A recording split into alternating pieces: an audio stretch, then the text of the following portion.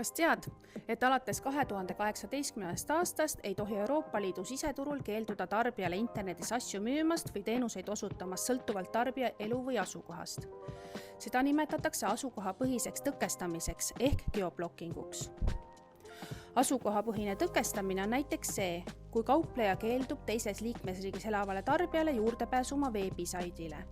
Või näiteks see, kui tarbija saab küll teise liikmesriigi kaupleja veebisaidile ligi, kuid ei saa oma ostu lõpuni viia või palutakse tarbijal maksta vaid teatud riigis välja antud debet- või krediitkaardiga.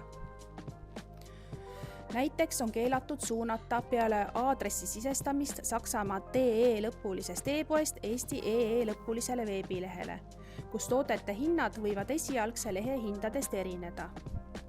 Reeglite kohaselt ei saa Euroopa Liidu siseste ostude korral keelduda kaupade või teenuste müügist teise liikmesriigi tarbijale, kuid kauplejal on jätkuvalt õigus valida, millistesse liikmesriikidesse ta tarnet pakub. Ehk siis võib tekkida olukord, kus tarbija saab küll ostu sooritada, kuid peab ise tellimusele järele minema. Mõned teenused on geoblockingu kohaldumise alast väljas, näiteks teatud liiki autoriõigusega kaitstud sisu.